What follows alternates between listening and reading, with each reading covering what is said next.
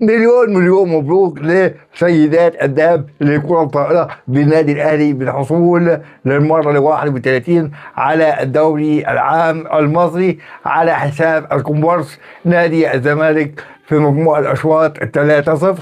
سيدات الأهلي فعلا سيدات من ذهب على المستوى المحلي بالحصول على الرباعية المحلية للكرة الطائرة. دايما أبطال الصالات في الكرة الطائرة مشرفينا ورافعين راسنا. مبروك مبروك مبروك.